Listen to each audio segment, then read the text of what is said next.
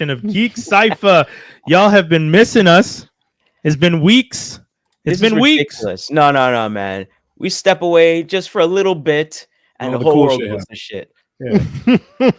the Pope that says dogs can go to heaven is gone, folks. That's terrible. That's terrible.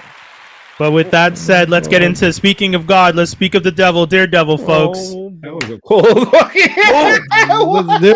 Let's do it. I'll take that alley-oop. Daredevil season 1. Someone asked me today, how did I feel? I said 6 on 10. Ooh. I said 6 on 10. I spoke truth to power. 6 on 10, folks. That's the sign of the devil. 6, baby. Boy. Yeah. I'm stuck between 7 and 7.5 person. All right.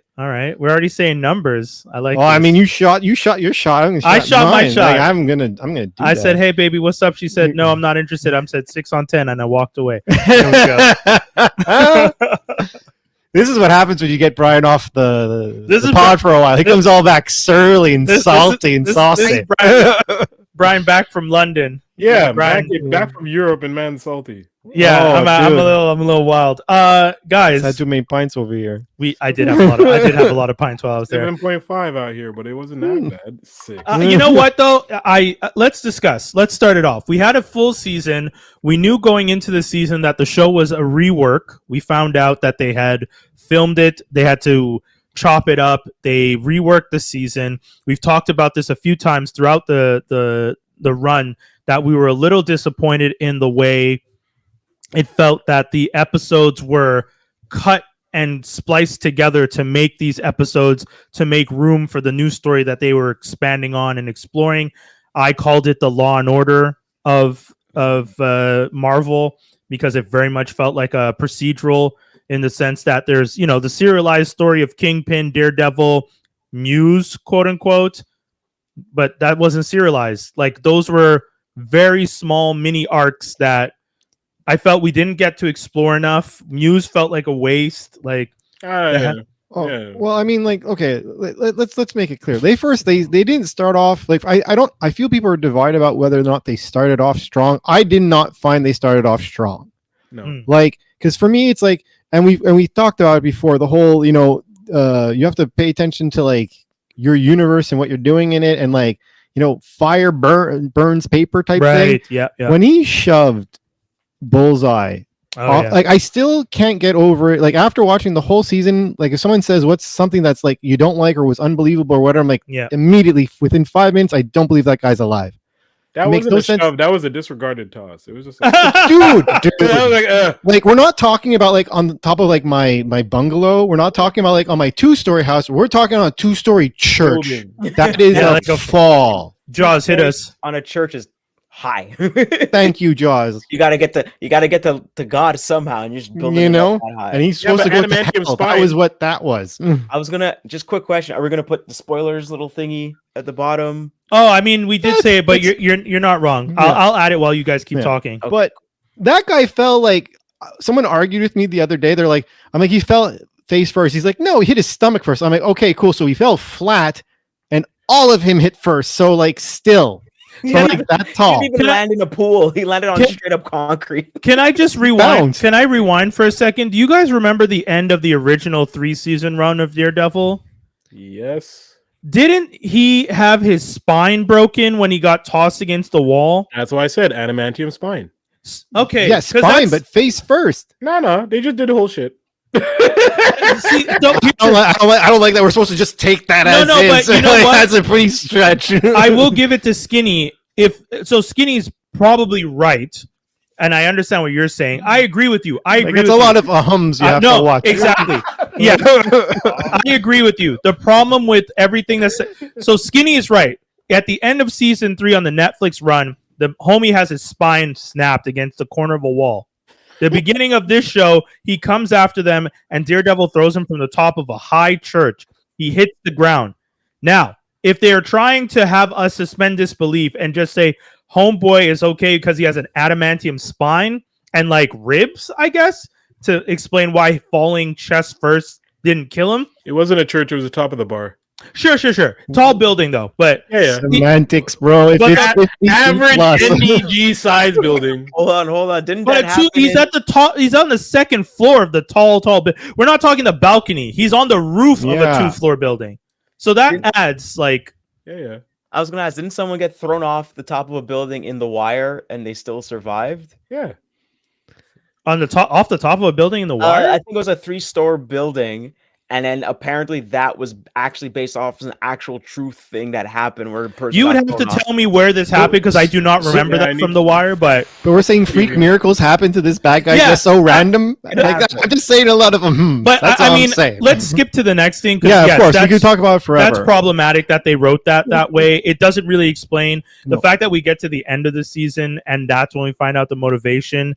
Still didn't really land for me for why Bullseye did all this. It's like, oh, I'm so sad and everything's falling apart and sweet Vanessa held my hand and I felt like I had someone again.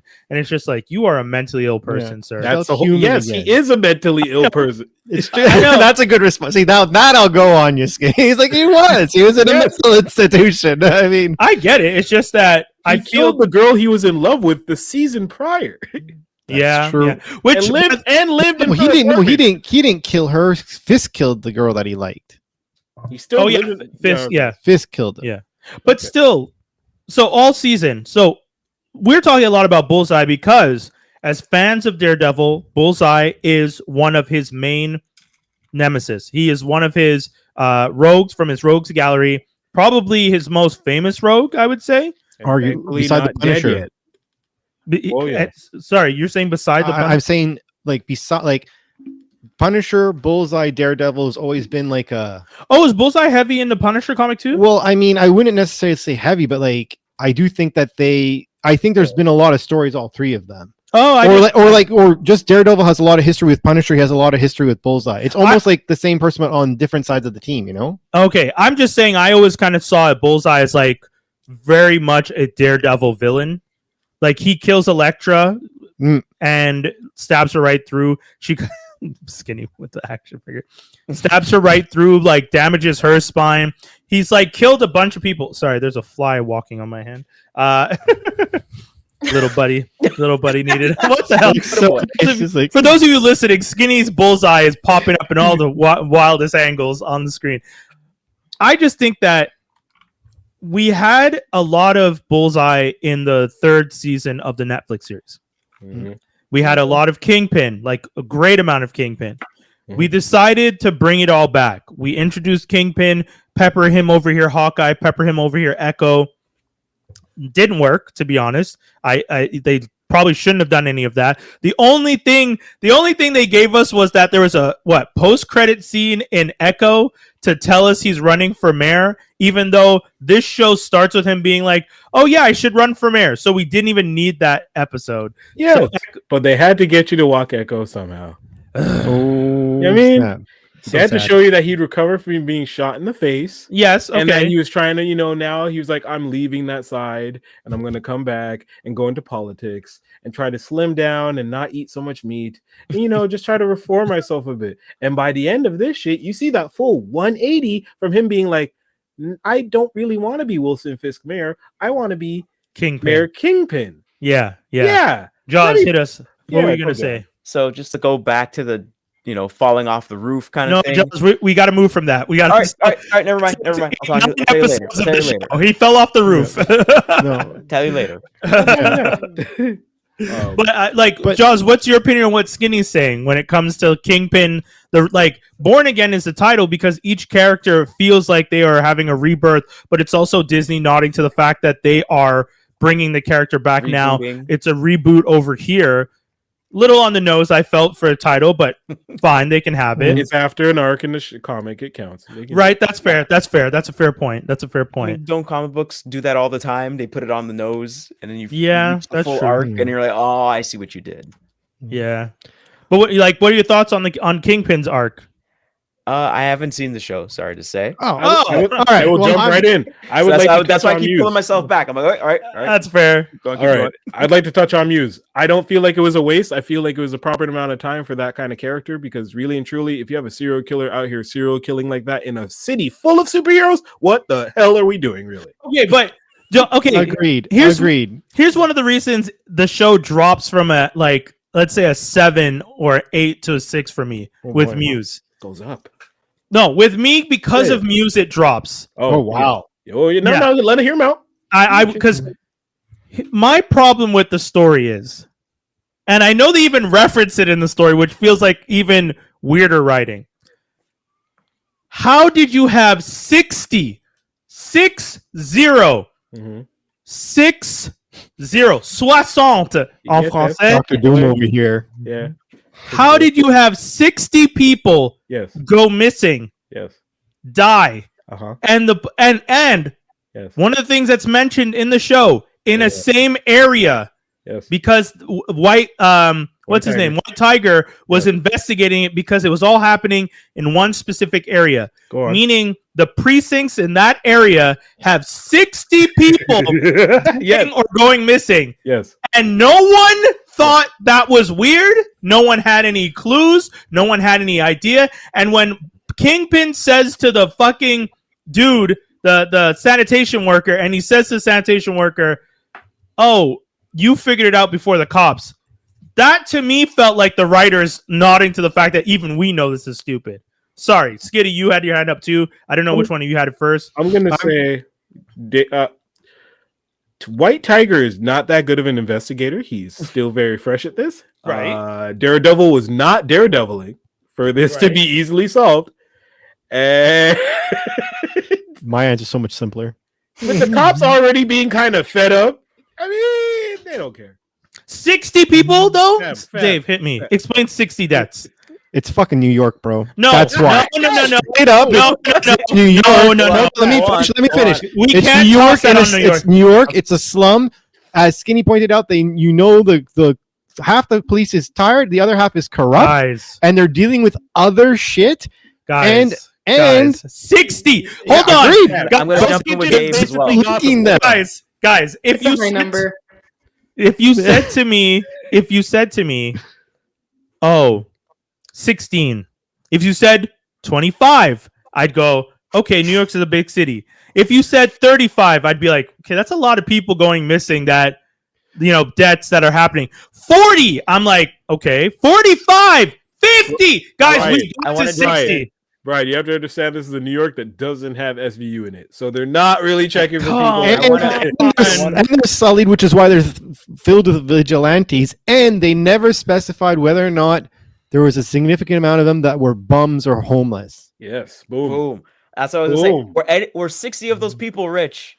Probably not. Exactly. You know what I'm saying? That's all I'm saying. Hold on. If I had those stats, but you I'd guys, be able to understand. Hold on. You guys are saying I should stretch the other way because the same way you didn't like. Why do you think I got a 7.5? Because they make you reach for things. Okay, I'll give you that reason. That's why I said 6. I'm not disputing this the concept. Season had so many stretches. There's so many things that we have to suspend disbelief to just be like, okay, 60 people going missing, homeboy crushing his chest when he falls to the ground, Heather, a psychiatrist, having the most closed-minded mentality and saying that Muse and Daredevil are the same is insane to me. Her taking on usually the how that goes. Period. Hold on, hit me. Fam, that usually how that goes with psychiatrists. Like, but if you're out here trying to fix people, you usually need to be fixed. But I'm saying her whole thought was Daredevil and Muse are the same person. Yeah, and I'm like, that's bullshit. But But at the time, she knew one of them was a serial killer by the time she said this to Daredevil. When she says to Matt, oh, they're the same person. This is after she's been shot, after she's been saved. And she says, I saved myself. Fine, girl, you can say you saved yourself, but don't pretend like Daredevil, who came through the window to try and help you, is the same as the guy who killed 60 fucking people. Are we kidding? Like, the girl who got to pick up a gun and unload that 4.5 like it was nobody's business. Nobody's business. Like she only got to the gun because he was there. Right. But she's not the type of woman I feel to admit that a man saved her. Oh, come on.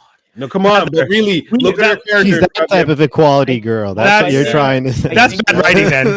It is bad writing. I almost got Janessa the crack on that. With the amount of times that Spider-Man's the good guy, according to, New York, and now he's the bad guy. Oh, now he's the good guy, and now we like him, and now we don't like him. But now we like Batman. Now we don't like Batman. Now we like. Batman. But Jawz, we don't like Batman. You're talking about a city. That's fine. A group is stupid. A person is smart. She's a psychiatrist. Yeah. She's the psychiatrist to the mayor, meaning the mayor looked into who is the most qualified psychiatrist in the city and went to this person. That was not. That was. I'm gonna say you could say. What do you mean it's criteria? He chose the one that he wanted to manipulate the most. So he got the one that was the easiest to manipulate for sure. Again, this is stretching because we don't know that. No, it's not.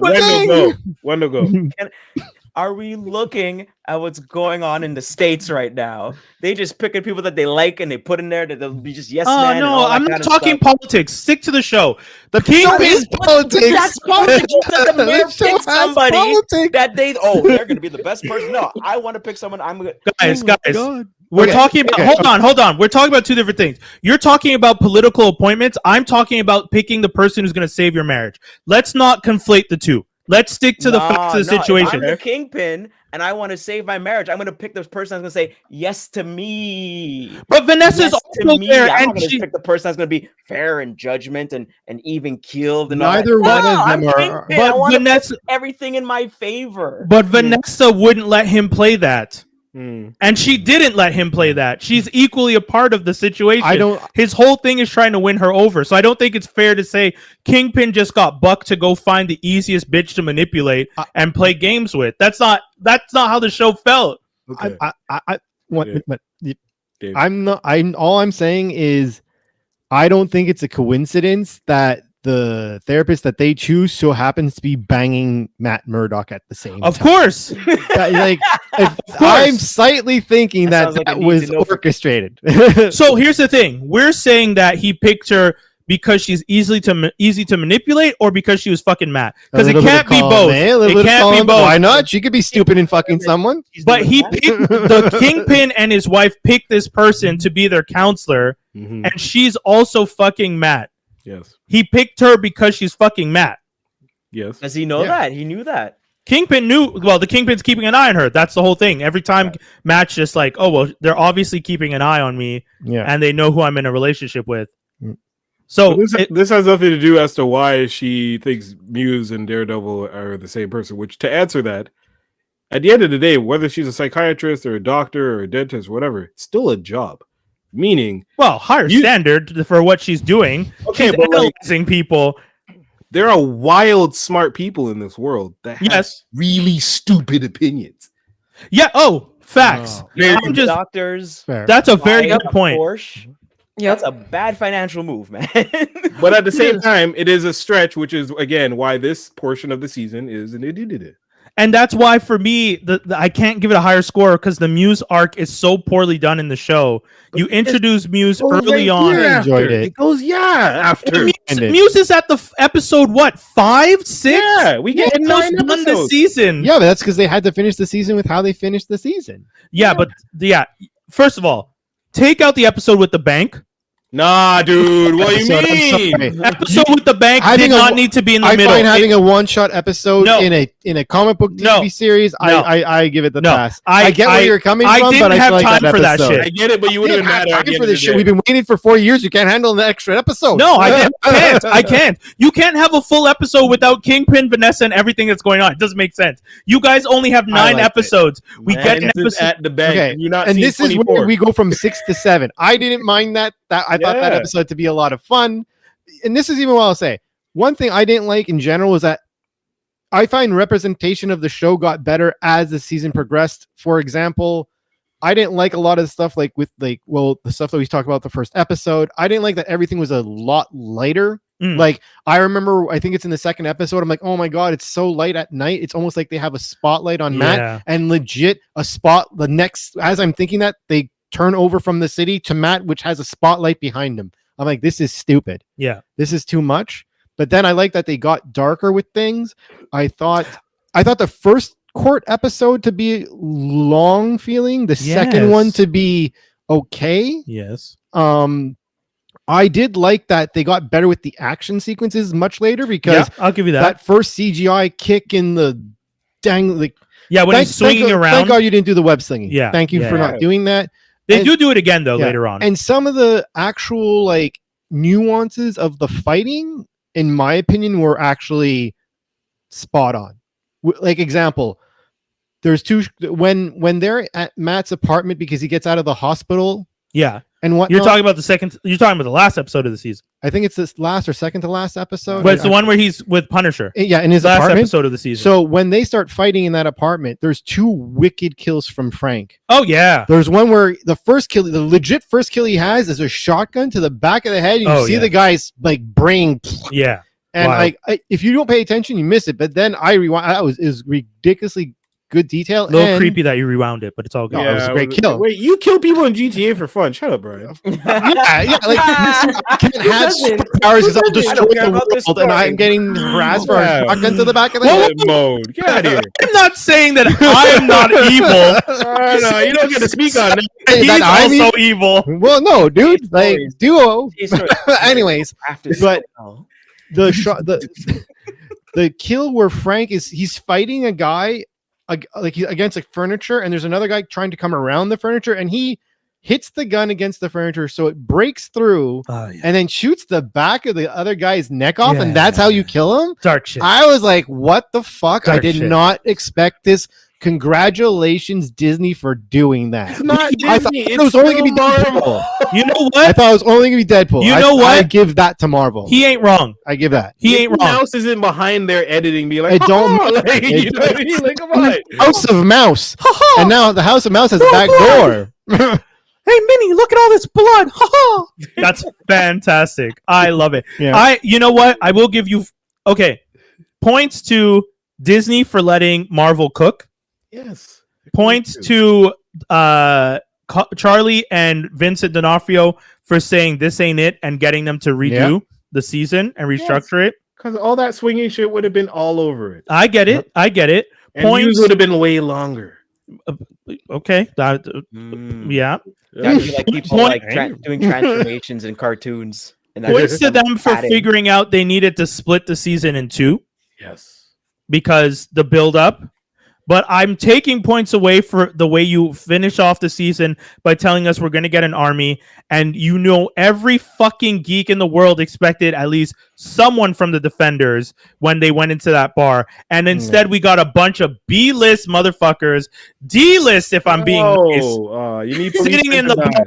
Skinny, you have the Asian cop who got introduced in the first episode. And then luckily came back for the bank heist episode. I give her some more screen time. Why don't we? I agree. At minimum, Luke Cage and Jessica Jones should have been there. Because giving us the Asian police officer, Cherry, the black guy, and the other lawyer, and Karen as the army that's going to take on the unlimited power of a police force and Kingpin. Get the fuck out of here. Nigga, you ain't see how he popped that human's head? These are called decoys, okay? Operation Hide Behind the Darkies. You didn't see that shit? You know what I mean? No darkies involved, but you know what I mean? Like policemen. Like, I want to give a shout out and a let down for this, actually. Okay. Shout out when he did all that stuff to Adam and the whole side story of Adam, like the guy gets in the cage. Oh my god!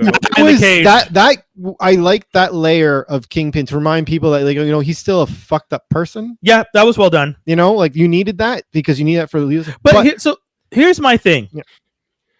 Yeah. You didn't need to put Heather in the middle of the Muse story if she was going to be part of the therapy story, and that's what bothers me. It bothers me that they made a New York so small that they're like, we only have 10 people in this city.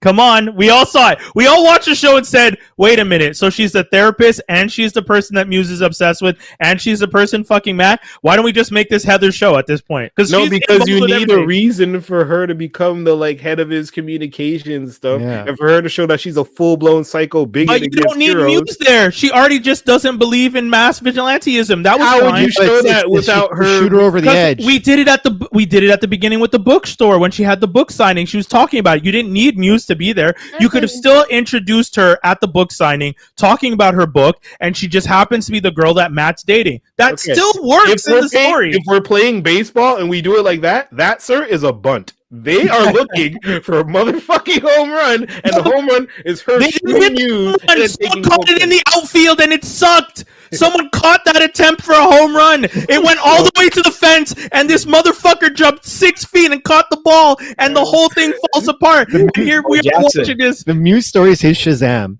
That's all I'm saying. I hated the Muse story. How are you going to give me White Tiger's niece not becoming White Tiger after she goes to the Muse thing? Get like I move the why are we watching this guy? Wait, no, go on, Dave. Go on, Dave. I want to raise. If we're going to talk about stupid moments, if we're going to seriously talk about bad filming in this show, I will give you a simple scene. All right, hit me. You guys tell me how Matt gets out of his hospital room after being shot. Yeah, the guy's in front of his fucking door. Yeah. He's in a hospital room. How does that guy get in? And Matt gets out into the hallway. He's Daredevil. No, dude, there's one entrance and he's standing in front of it the whole time. You see him walk in, the cutscene is to Matt walking into the hallway.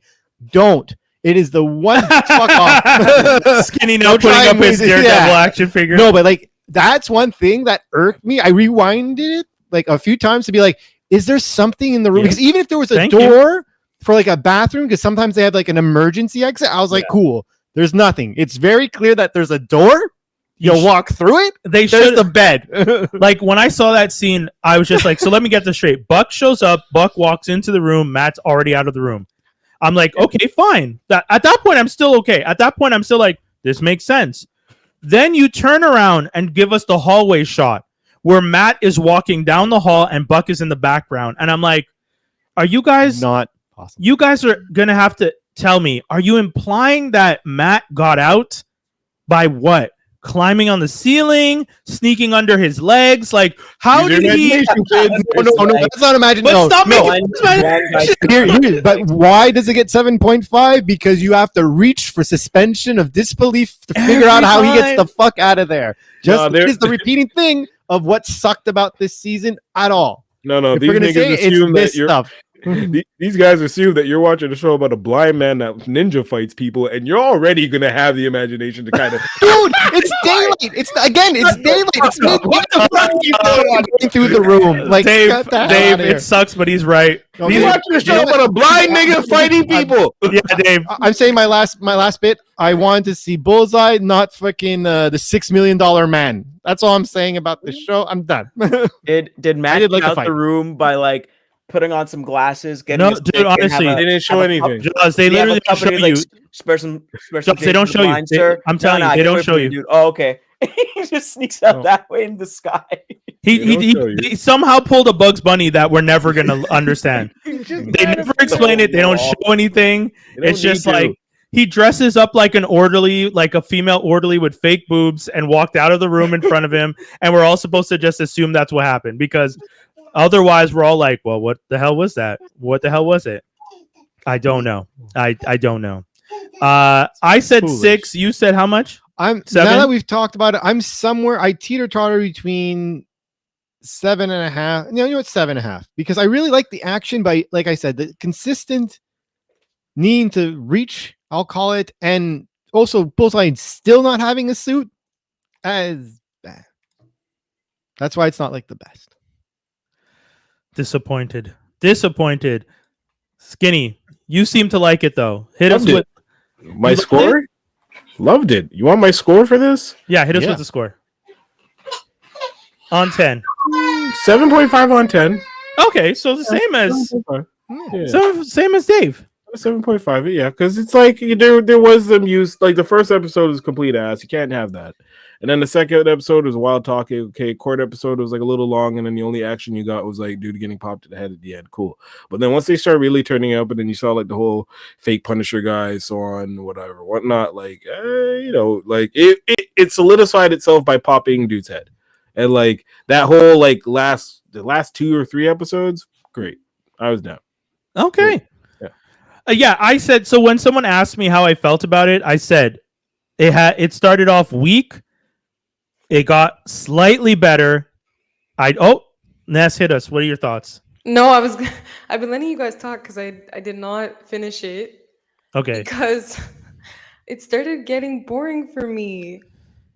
And I just couldn't. Preach to us. I didn't want to say it. I didn't want to say it. Daredevil. I didn't want to say it. 0. She gives a 0. No, because Incomplete. because I really liked. I watched all of Daredevil before, and this season it didn't hit it for me. Oh man. I know, but I feel like I should at least finish it so I can give it a real chance. Well, I'll let you know. Like Will Ferrell's not in it, so I think you can make it. I'm just saying.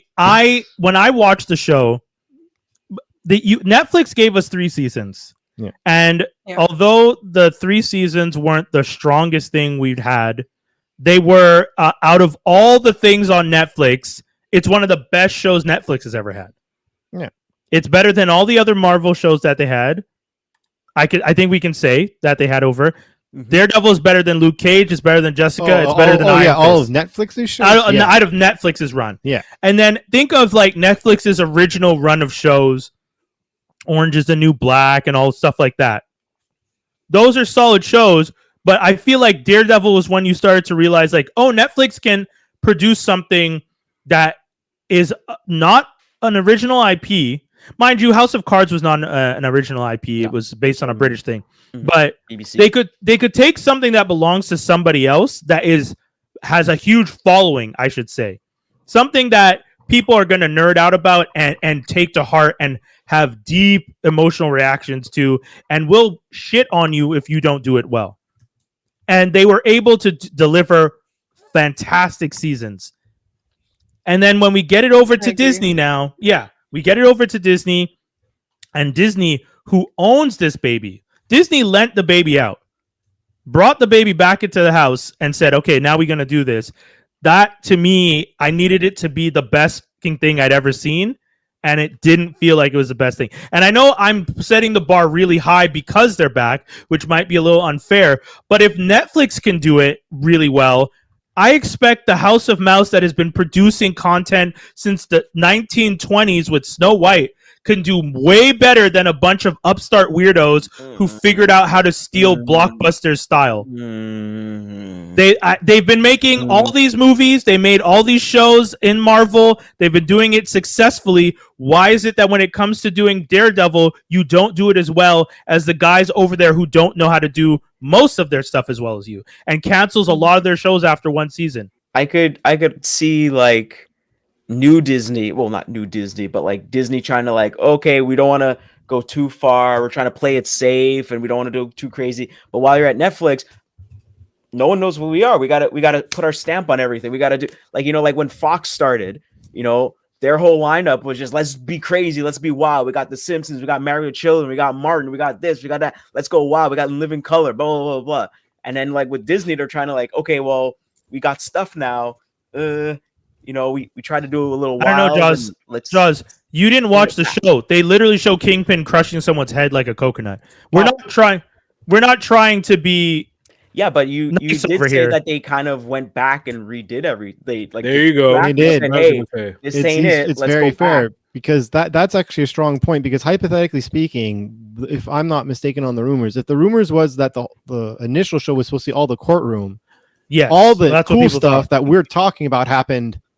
Or sorry, majority of it was 90% was after it, which is so. If anything, what we're talking about is the real actors and directors' vision of the show is after the court episode, and everything after that was like. Let me put it this way: if the last half of the season was the only season, and let's pretend the first half was good, it doesn't matter how you got to the first half. Okay, everything after the court. If it was just everything after White Tiger, Okay. Let's say after White Tiger getting shot in the head, like you see him. The first thing you see is like the conclusion of White Tiger is let go. Yeah, he gets shot, and then it's the rest. So we're now investigating how White Tiger died. Yep. We have Muse coming up because we find out that there's blood in the murals. Yep. the epoxy. We find out that Kingpin is trying to turn Red Hook into some sort of special playground. We don't know why. The Adam story concludes. The Adam story concludes. We get Daniel, who is all the Punisher stuff. Head of communications, becomes more of an asshole. We get BB being secretly involved with stuff like, oh, I'm not actually just BB Ulrich. I'm secretly a super investigator, and you're gonna help me, Gallo. Okay, I get all of that. Am I supposed to like that better? And all the other Punisher stuff. God. No, I'm saying if you had to only judge that part.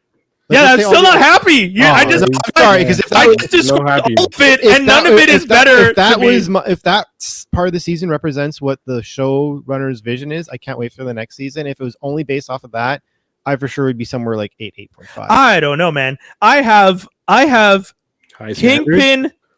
I do have high standards. Guys, we've already had this discussion. I said years ago, if we're finally going to get this nerd content, give me the nerd content as the same level as every other show you've ever made. Don't just make the nerd content and go, oh, these nerds will take any slop. Let them have it. We have some of the best content. As nerds, we know these comic books made money because the stories were well written. Marvel almost died at one point and resurrected because they wrote fucking good stories. We have the X-Men, we have Daredevil, we have the Avengers. We've all sat here and we've all talked about how good those comics are. So why the fuck can't the TV shows deliver? That's what pisses me off. Why can't the the TV shows just need to use the comics as the fucking storyboards? And sometimes I'm like, oh, you guys are afraid that the common person won't get this. The common person read the comic book.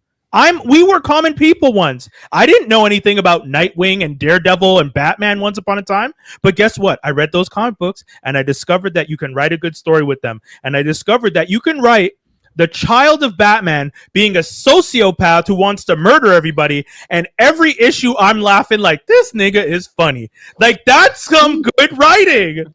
So you're obviously doing something, right? So why is it when I get to Daredevil, I have BB Ulrich running around being dumb, and then all of a sudden at the last second we introduce, oh, I actually write a secret column, and that's how I'm gonna take down Kingpin because I know that he's a bad man. You're an ass. I am an ass. You're an ass. I'm not even gonna no. You're an ass. That shit was bad. I was so mad. No, listen. You have to understand.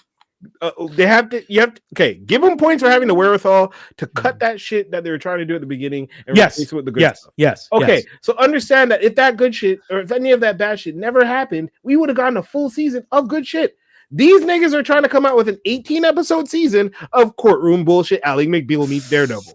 My God, that sounds like a horrible idea. You understand? And whoever it was, it might not even been Feige because I know you don't fuck with him. So it may have been someone else like Kevin Feige. Some new dude came through and said, "Yo, man, this ain't Daredevil. I don't know." And then Vince was like, "Yeah, man, this ain't Daredevil." And then Charlie was like, "Yeah, this ain't it, guys." And they're like, "Oh no, it's not."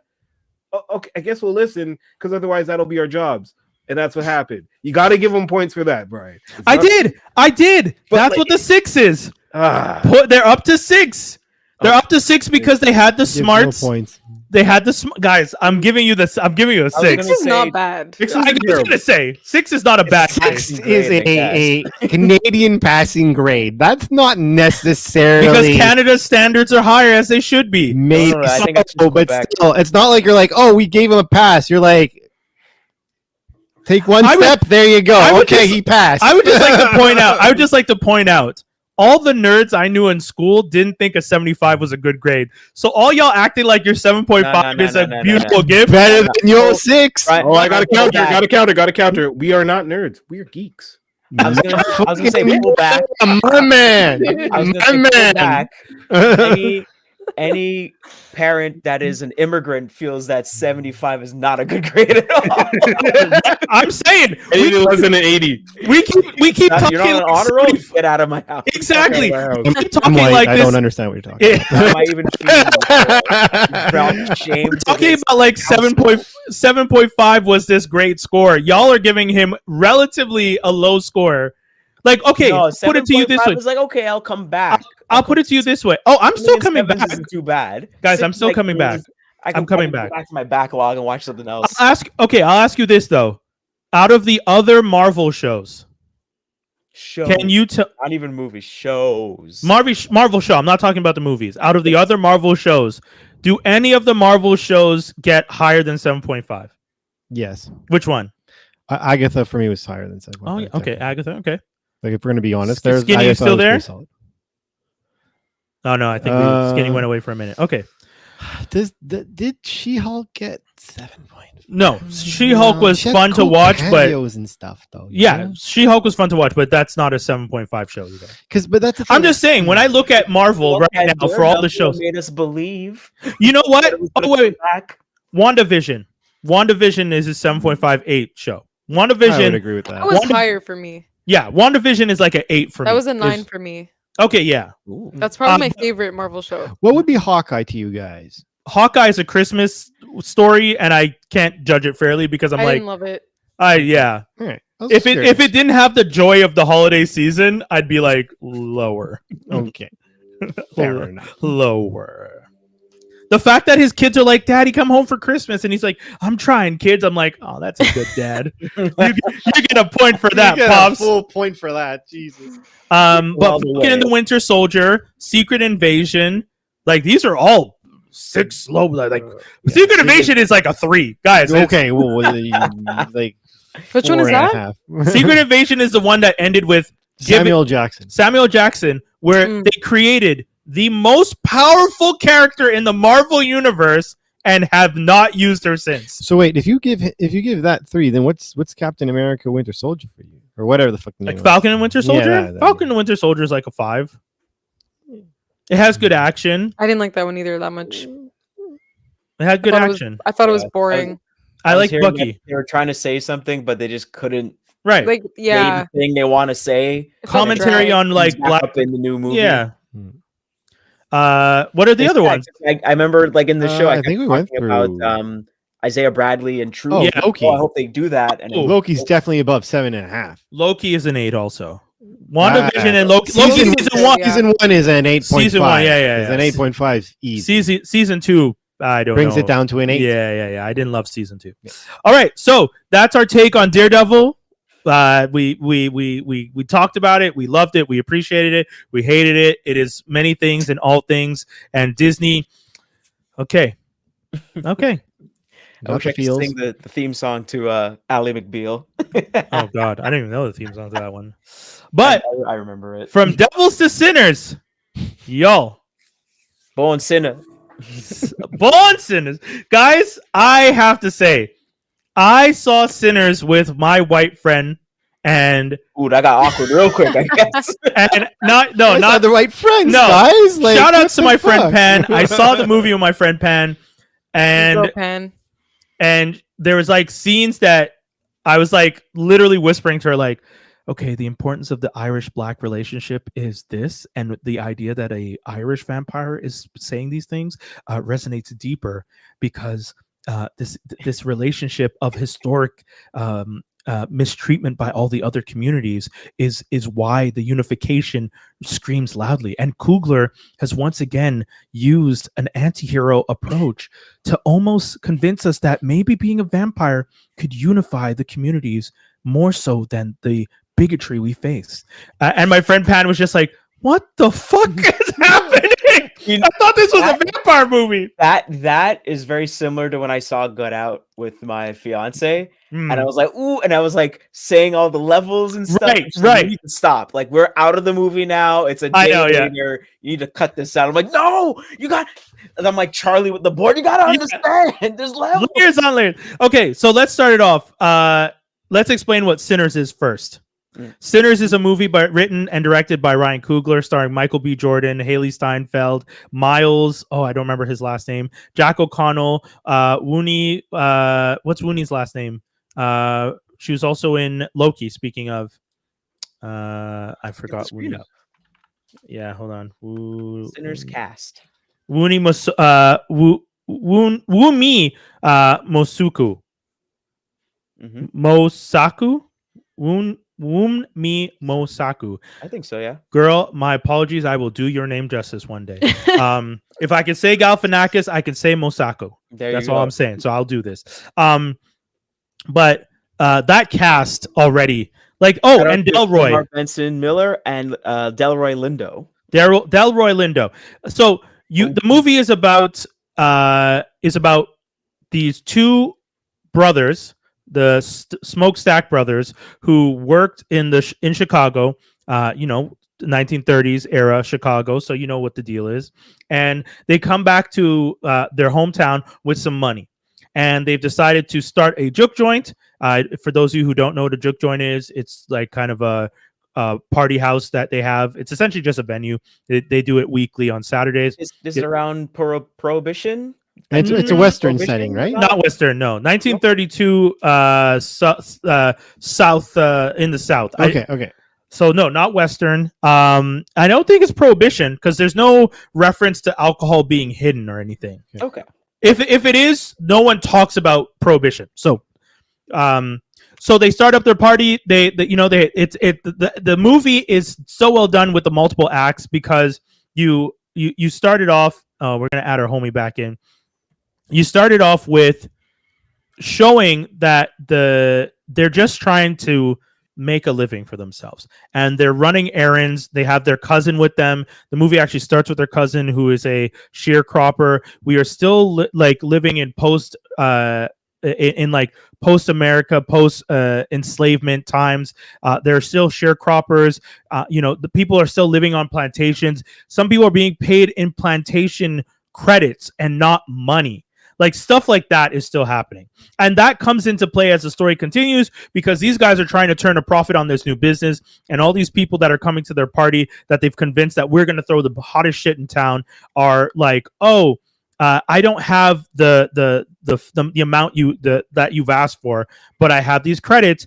And, this is where you saw the division around the Great Depression. So I'm just double checking dates here. So Prohibition was 1920 to 1933, and then the Great Depression started in 1929 and ended in 1939. Okay, yeah. So these people are like Smoke and Snack are two different people. One of the things that you find out is they were World War I vets. Mm-hmm. Smoke is I was explaining this to my friend Pan. You know how we all have, maybe not you, Dave, sorry. But you know how you always got them two cousins? You got one cousin that's like the academic cousin, and then one cousin that's the wildin' out cousin. Yeah, Lord. Exactly. Skinny is exactly what I'm talking about. You know that nigga knows how to use a gun. Like, exactly. Or can get you one within 48 hours. Exactly. We all got them cousins. If you grew up, like, I know my two cousins, and it's so funny because there's literally a line that's, so Smoke is the academia cousin, let's say. He's the one that's like, about the business, about the profit. We have a line, we have a structure. This is what we're gonna do. And then Stacks is the slick talking old school pimp little energy. And you're watching the movie, you're seeing that energy play out, which is really fun. It's a yin and a yang. They balance each other out. It's fantastic. Which one's Michael B. Jordan? Michael B. Jordan's both. He's playing Smoke and he's playing Stack. And they're twins. Yeah. So Brian did not say that. Well, they're twins. Yeah. Yeah. Well, but it's clear in the poster. Yeah. And even the press that he's been doing, he's been on the red carpet in two different suits pretending to be. Oh, really? Which I thought, well, yeah, there's like pictures of him standing with himself on red carpets. And I'm like, this is so funny to do this. But yeah, funny. So that's the general gist of the first part of the movie. And I don't want to give you much more of that because I think Ness and I will start talking about the actual movie and kind of giving a structure. Ness, can you what's your take on it first? Like when you heard about the movie and then what you saw? Okay, I won't lie. When I first heard about it, I'm not a fan of movies with the dual acting. I don't even know what to call it. Yeah, Tom Hardy. There's a few movies when where you one play actor twins. plays twins. I'm not usually a fan of that. Social Network. Yeah. Dual role. Yeah, dual role. I'm not usually a fan because I feel like if you're not a great actor, right? I feel like the actors tend to have struggle doing both because it's hard to act two roles in one movie. I feel like you're constantly bouncing in and out of character, and it's probably hard to switch. So I'm not a fan. Okay. But this, I was surprised with Michael B. Jordan. Same thing with like, I'm not going to talk about it, but Mickey 17. Same thing. I was also skeptical about the dual acting. Robert Pattinson, yeah. And he did good, yeah. So Yeah. same thing with this movie. But the first half, I was like, where's this going? Oh, I don't know interesting. about you guys. I did not watch many trailers and I didn't know the plot. So I had no idea what to expect. Okay. I went into it blind. Okay. Yeah. And when you watch the first when you watch the first act, you felt like, where's the story going? The first like 45 minutes, Right, I was right. kind of like, what's the point? Like here, where are we going at here? Yeah, but maybe that's because I didn't have an idea of what it was about. And I think, did you know it was, because I know they pitched the movie as a horror, and the first 45 minutes, I like, if you told me I'm gonna watch a horror movie and then for 45 minutes I'm just watching people live their lives, I understand what you mean in the sense of like, how is this a horror? Like, just everyday life is a horror. But I don't even know if those are the worst kind. Horror. I feel like I was kind of like, I knew it was supposed to be dark, but I didn't know where it was gonna go. Okay. And I think I was kind of waiting for it to like start. I think that's more the first 45 minutes. I was like, okay, when are we gonna find out what the point of it is? And I did not expect it to be like what it was. Interesting. I usually find it's pretty good when a horror movie kind of sets the table, sets the dressing. Hey, everything's pretty normal. Everything's going good, you know? It's gonna be really shitty when everything goes down. But here's the dressing. Here's a nice tablecloth and people just doing their thing. Is this like the New Hope? Like it takes like forever for? I didn't find it took forever. I'll say this: for the first 45 minutes, the first 45 minutes, you're being introduced to technically your main character, or at least you're being introduced to the characters, but you're being introduced to the our avatar for the film, the young cousin. Like, this is who we are watching the story through. So you get introduced to him working his job, him going and telling his father he's going to go into the city, him being picked up by... Yeah, he's a musician. He's being picked up by the cousins. And then the cousins explain to him, we have errands to run. And the cousins are like, okay, we're going to split the task. And the crazy cousin takes the main character. And you know, whenever you go with your crazy cousin, the weirdest shit happens. The crazy cousin's the one that, like Skinny said, knows how to get one, and you're just like, he's probably carrying one already. Like, these are the things that you're just like, all right. Mm-hmm. And that's the first like 45 minutes. You meet Delroy's character. Yeah. And they plant little seeds of the love stories, and I wouldn't say little seeds of love story. They plant roots of the characters to explain why coming back to this community was important to them, and how they're all connected. Yeah. Or in one case, why coming back to this community might have been a mistake because there's one relationship where it's just like, and shout outs to Haley because she's saying some lines in there that there are men that I know who are gonna like record the audio to that and just have it as their ringtones. Like, that line I read is a real line? Yes. She says something about the putty cat that I was just like, yeah. Really? If Danielle ever said some shit like that to me, she might have a fourth kid. Yo, what the? I'm not gonna repeat the line, but she said some shit, and I want to hear the line. No, we'll tell you after. Yeah, you do want to hear the line. We all want to hear the line. What? But yeah, like when you start having that, damn. But that's it. You start having stuff like that said, and like this kind of energy brought to you that you're just like, oh, okay. And then there's a very specific moment where a gentleman is being fought, like. Is a runaway and is being chased by a group of indigenous like lawmen, and that to me was a very confusing moment, at least because it felt like such a hard pivot moment. That's exactly where I was like, oh, right. I was like, oh, it's getting interesting now. Yes. Because when you're watching all the stuff before that is just a day in the life of this young like sharecropper, and you're just like, okay, this sharecropper loves the blues. Cool story, bro. But it's actually really nice because at least for me, You I don't like. even like to watch stories of us being normal. What is No, this? I'm saying I liked it. Boring. People in I'm not GTA complaining. for fun. Like, come on.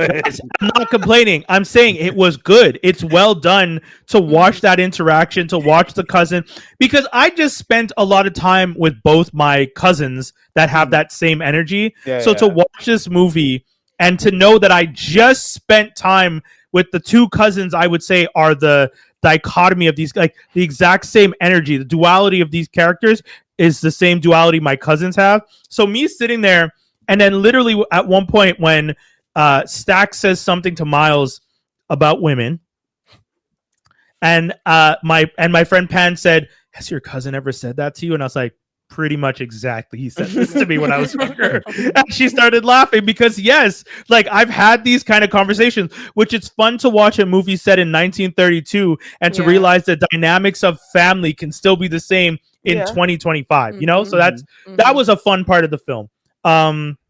And then it picks up from that point, like I mentioned, where you're this guy is being chased by the indigenous lawmen. There's like a warning of like you need to get that man out of your house, and like we are chasing this man, he is a danger, and the woman just being like, because of obviously they're racist, so she sees these Indians on her on her doorstep, and she's just like, "Shut up!" She just pulls a shotgun, and you're like, okay, you've been warned. Quick question. Oh, you go quick first. question. Did the woman invite the dude they was chasing into the house? Yeah. Did they play with those tropes we know of? Ness, I'll let you take it. That's the whole thing. Yeah. I mean, I don't want to spoil anything.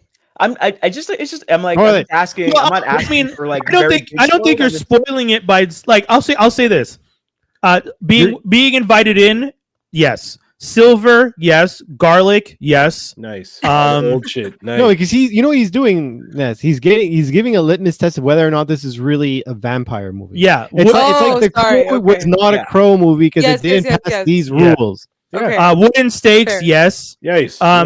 Crosses, no. What? Okay. But watch the film.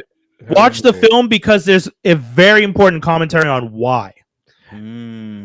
Quick question. On Holy Ground, does anything do? There's no we don't have Holy Ground, sadly. Yeah. Goddamn. Shit. 1932, you're not gonna have Holy Ground. Quick question. Do the vampires go all demon face when they go? They don't go full angel, but they do go, I would say, halfay. Yeah. So just like red eyes, or we're talking angel? You can in the trailer. You can tell that they are one. Yeah. But they're what did they say? They said there was something special. It's not special, but there was something about them. They're able to like hide it. Yeah, because one of the things is, first of all, their eyes. Their eyes without spoiling. Well, their eyes are like. I know one of the tropes for vampires, they can kind of hypnotise you, kind of thing. So I guess that would probably be a little not full on. I want Bram like a hypnotized thing, but no. So these vampires are not like Stoker. These are not like the craziest vampires. And if anything, I think Coogler was playing on the fact that more of a community that the guy is trying to build than we're just trying to murder people. Yeah. Because this vampire's goal wasn't just suck everyone's blood, drain them dead, and leave them on the ground. It was like he literally pitches. He just wants to make them. I want to make them.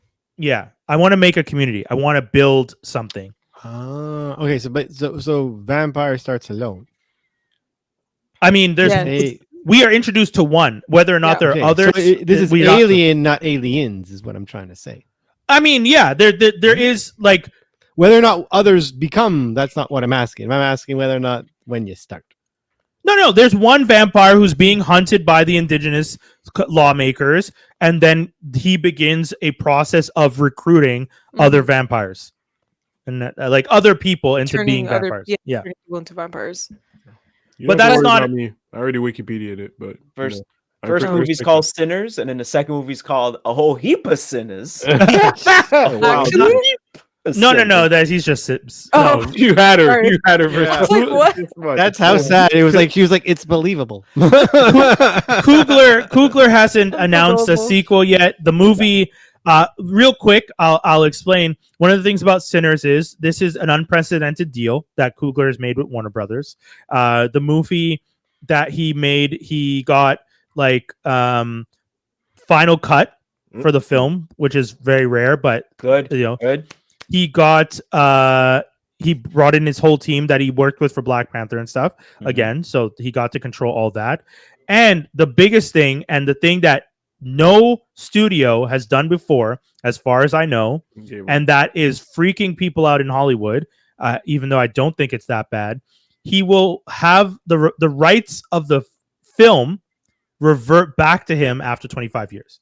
Oh, so wow. Warner Brothers has the rights to the film now, but for 25 years. So in 2050, Ryan Coogler will own the rights to Sinners. And why it's fight him for that. Good for him. They can't. It's in the contract. It's done. Masters. I could see them try. Like they can't. The I deal's know signed. they can't, but I could see them try. I'm not saying trying what. Try what? I'm not. I don't know. I'm not saying succeed. I don't know. If it blows up, I don't see why you would try to do that, because if you do that, you're showing the rest of Hollywood our contracts mean nothing, and I would no longer work with you.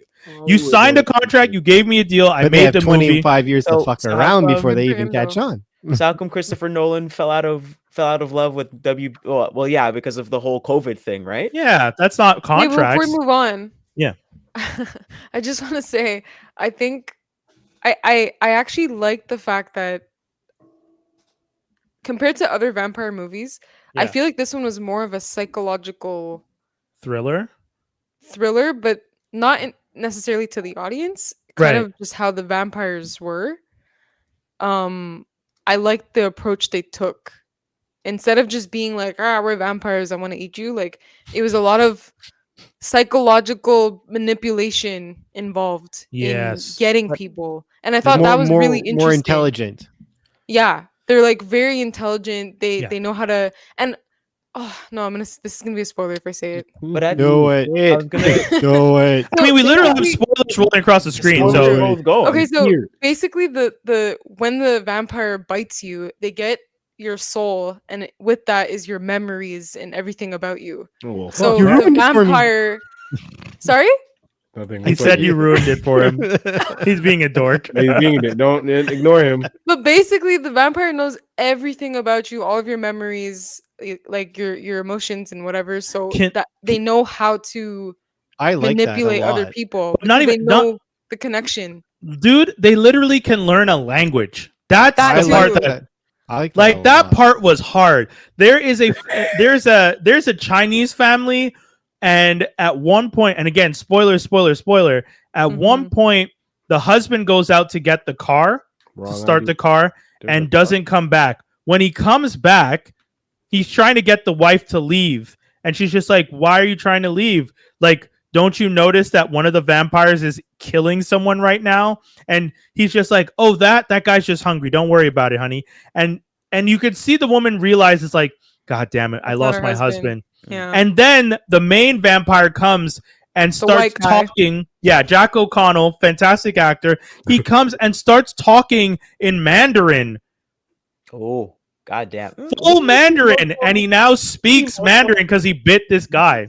Yeah. But it's just insane how they did it. Like how one vampire can bite each and one of us, and they'll have all of our memories and all of our knowledge just from biting each of us. I think the thing I was trying to ask before is like that hypnotizing thing is like persuasion. It's like, all the time when they show vampires, they're always like the sexy, charming vampires, and they don't have to really scare you. They just charm the pants out. But it wasn't persuasion. It wasn't persuasion. It was really manipulation. These aren't the rich kind of vampires from Interview. This is like the Rudiger. No. They're not a aristocrat or anything. But I do know, like, grassroots. A part of that whole, like, oh, I don't come into your house unless you invite me in. Yeah. That's like a part of that. What's funny? Aristocratic thing. But what's funny is by Janessa just saying the things she said, I will now for sure go see the movie. Oh, there you go. Because here's the thing: as a writer, technically you're already comics, we just haven't gotten the chance to release them, but you're right. trying to rewrite or to write horror, and specifically going and taking a creature and trying to like make them your own and like upgrade them, that is really hard to do and make it like believable Original? that it would be, well, not just original, but like Okay. it's original, believable, and authentic. Authentic and within the lore And yeah, you're of it. adding And what on to and the what lore. you just described makes perfect sense. Yeah. Because how can vampires survive centuries if they don't know everything's going on? But if they could bite Right. someone and learn everything, Yeah. so they know what technology Right. is immediately. If What they haven't, year is it? Like, it's super smart in my opinion. Yeah, and Yeah. that's why I thought it was really clever the way it was done. I was like, wow, I've never seen a vampires in this way. So yeah, it was. Yeah.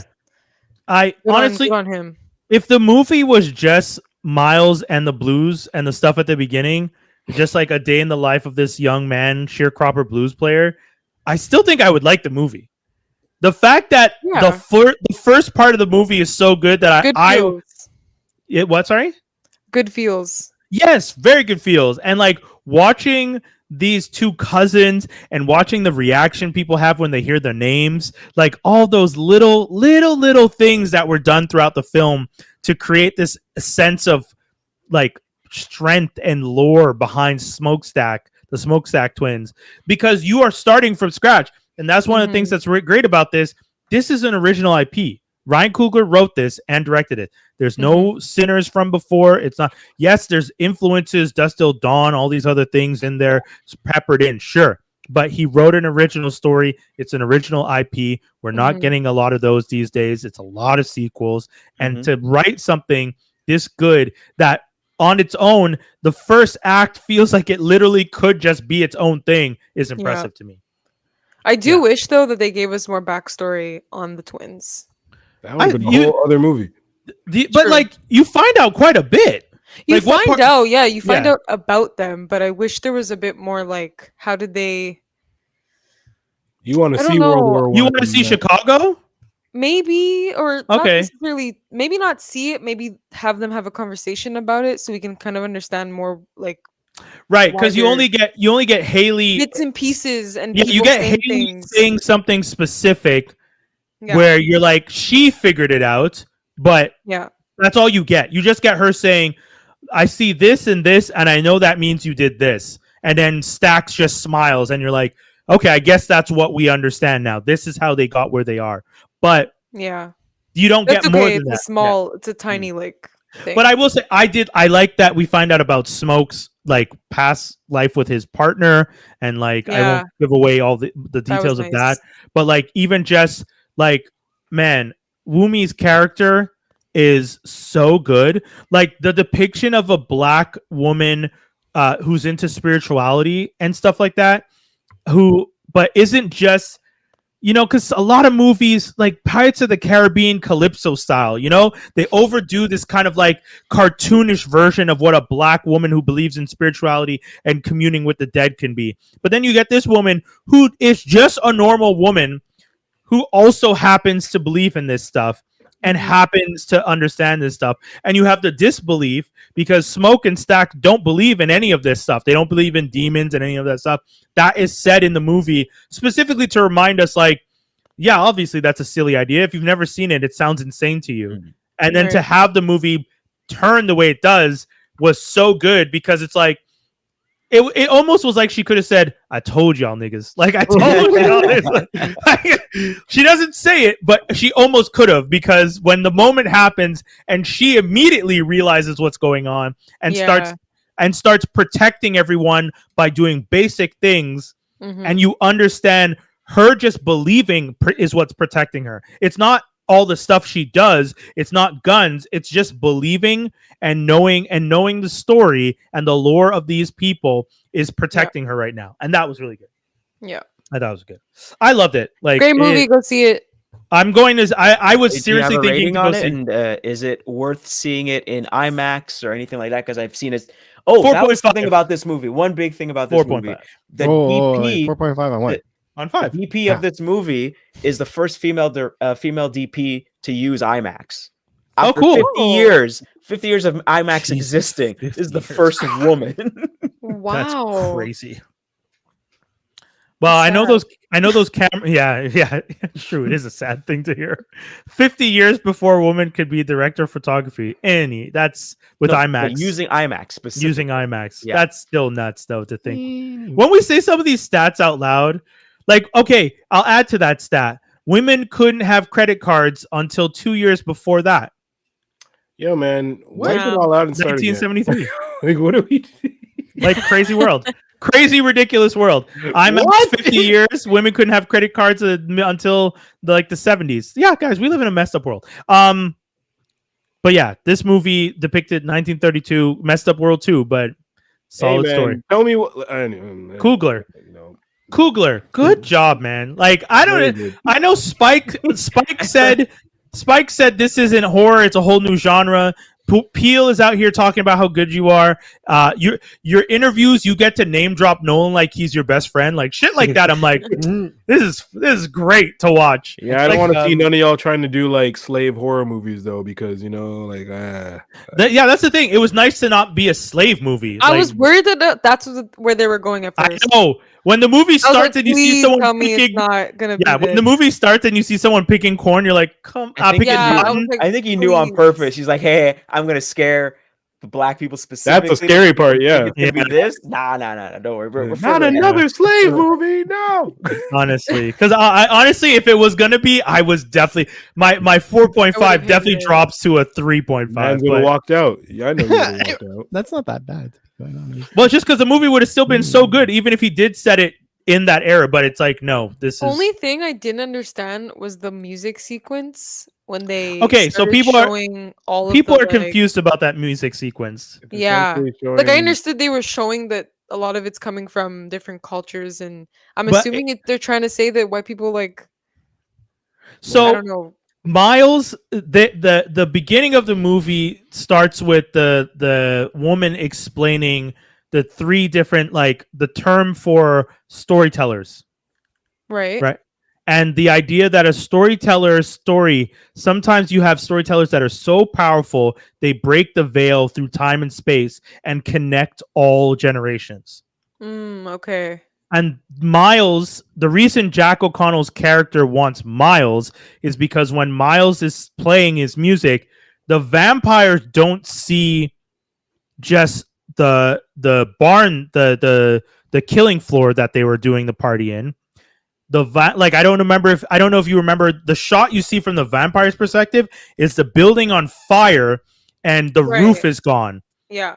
because Miles playing to Jack is he has that power to do the cross, like, time and space, and that's how they depicted it in the movie. He's a That medium, basically. Yeah, they're kind of depicting that his music is so powerful that he's like a medium and he connects us to the future and the past, because they show like people playing Oh, African okay. drums, but then they showed girls twerking. Yeah. And I get that people didn't like the girls twerking, but it was just for the purposes of saying that all this. Transcends Yeah, all it was time Yeah. and space. the evolution of music. Yeah. That And I that's what- got, but I was like, then- what are they trying to get at here? Because The this reason- was before things like popped Yeah. off.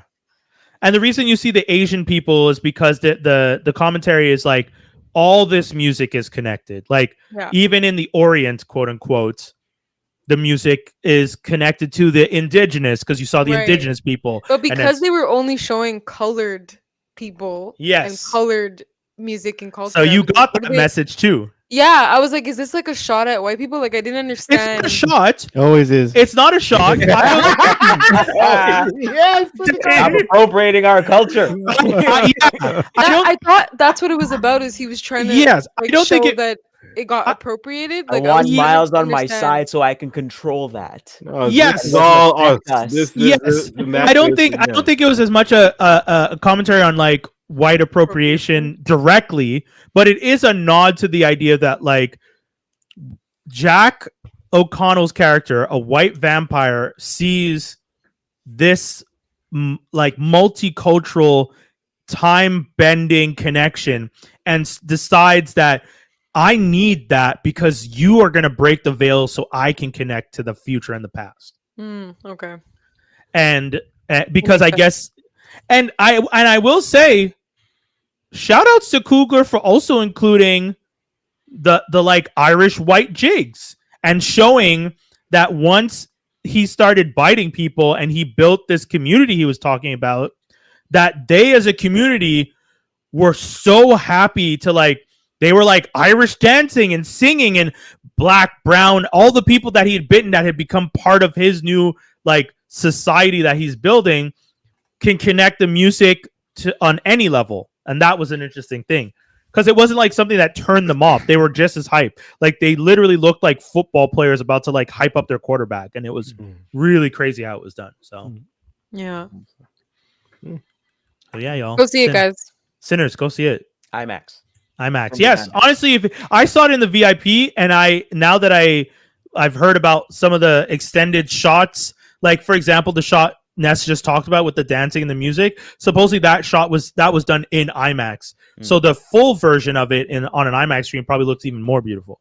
And if I remember right, the DP is the same woman he worked with for Wakanda Forever, if I remember right. Yeah, from what I understand, it's his whole team that he brought over for this. So yeah, I mean, let's see them sign them checks. Coogler is a hot commodity. And again, like the fact that he's talking about how, like, oh, Nolan was telling me about this and that with the film. I was like, man, this is great. I want to hear more about Coogler just talking to Nolan about filming in IMAX, because they both have a appreciation for that format. Like that's what I want. Flex on them. Yeah. So let's go. Next generation. We're coming to the end. I know, Jawz, you had another movie you want to talk about. Dave, you had a movie you want to talk about. I mean, it's not Sinners. Mine will wait. So yours is gonna wait. Jawz, are you okay to wait till next week for yours I can too? wait or change it. Because I actually want to see your movie too. Do you want to tell people which movie it is we're going to talk about next week? It was The Amateur. Yeah, I want to see that because Rami Malek looks really like he looks good in that. Yeah, it's weird because there's been a lot of string of movies where basically the main, it's like normal tough guy, or not tough guy, but like basically guys coded as on the spectrum of autism a little bit. Yeah. That are just doing all this amazing stuff. Is the accountant also on the spectrum? Yes, for sure. The accountant is that. Oh, wow! I didn't even think about that. Like, that's a good point. He's a little off. Okay, yeah. He's like, yeah. He's on, certain things a certain way, and he has his own little system now. How he does his stuff. So there's that. John Wick. Interesting. Kane, I never would have thought of Wick for that, but it's just this like, oh, this guy has a very special skills, and he's like, okay, I get what you're saying. There's just a structure. There's just a structure that they follow. Okay, but I look forward to talk about The Amateur because, like I said, Malik is cool. Lawrence Fishburne, like the cast looks really solid on that. The cast was really good, but I could talk. We'll talk about it next week. Guys, is there anything else you want to tell the people? Any announcements? Check out my YouTube channel. Watch some reviews. Follow up. Bong.